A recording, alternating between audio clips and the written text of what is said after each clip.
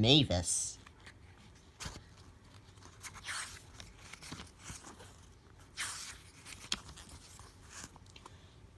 This is a story about Mavis, the diesel engine. Mavis worked at the quarry shunting trucks. She was bored with her job until one day she was given the chance to make things to make it more exciting. Mavis was a diesel engine who worked at the quarry. She shunted trucks for other engines to collect. Mavis was a young engine. She liked doing to get her own way. She liked to get her own way. He thought she knew everything. She thought that she knew better than anyone else. Every day, Mavis would put Toby's trucks in different places, so we had to search for them. Trucks should be where I could find them, said Toby. Nonsense, said Mavis. I can't waste time. I'm arguing, said Toby. If you know so much, then take the trucks yourself. Mavis was pleased, very pleased. Taking trucks on Toby's branch line made her feel important.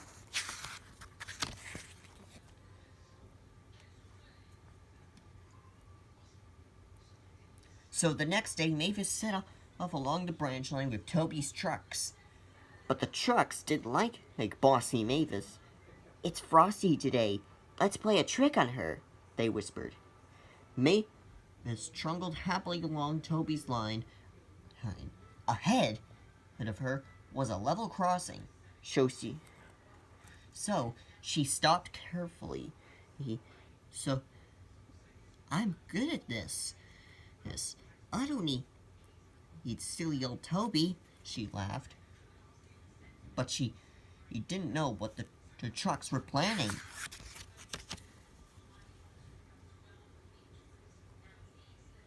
When it was time to move again, the trucks whispered to each other, "Hold back! Hold back!" Mavis tried to set off, but her wheels just spun. She couldn't get a grip on the frosty ground. The troublesome trucks giggled and giggled. The drivers of the cars and lorries waited at the level crossing. And were getting very angry. But there was nothing Mavis could do. Then Mavis saw Toby approaching in the distance.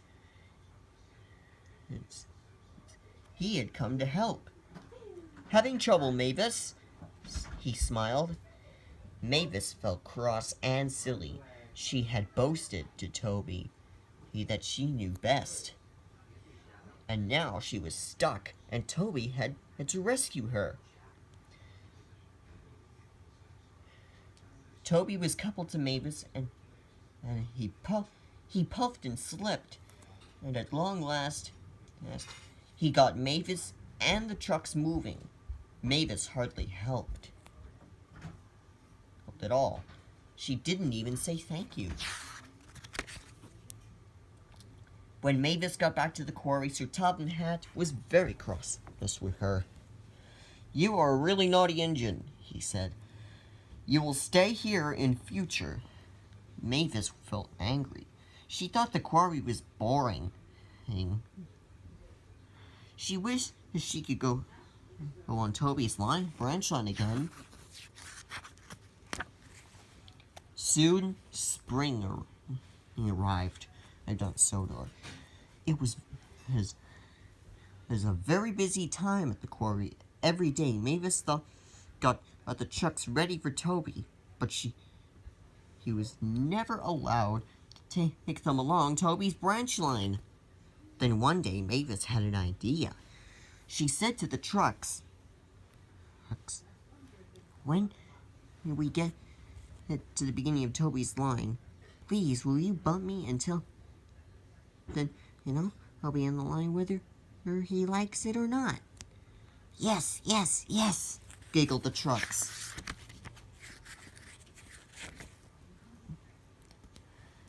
I'll show that fusspot Toby, said Mavis to herself. But when the time came, Mavis was busy elsewhere, so Toby shunted the trucks himself. Never mind, the trucks whispered. Let's bump Toby instead. So they gave Toby a big bump. He rushed on his branch line much too fast. His driver and fireman were knocked over. Toby was out of control. Toby couldn't stop. He rushed over the level crossing. Luckily, there weren't any cars there. Up ahead was an old bridge. The river has flooded, and the part of the bridge had been washed away. If Toby didn't stop before he reached it, he might fall into the river. As Toby approached the bridge, the rails strained across the gap like a tightrope. His driver braked hard. Toby slid along the track. His brakes squealed. He used every bit of his strength and stopped just in time. Mavis felt terrible. It was all her fault. So she rushed to the rescue. First, he pulled the trucks back up the track. Then she helped pull Toby carefully away from the bridge. I'm sorry, Toby, she said. It's all my fault. Never mind, Never mind, Mavis, said Toby kindly. Thank you for rescuing me. After that day, Mavis and Toby become good friends. Mavis still bosses the trucks around the quarry, but he always listens to Toby's advice. And sometimes, for a special treat, Toby would let Mavis take the trucks carefully on his branch line.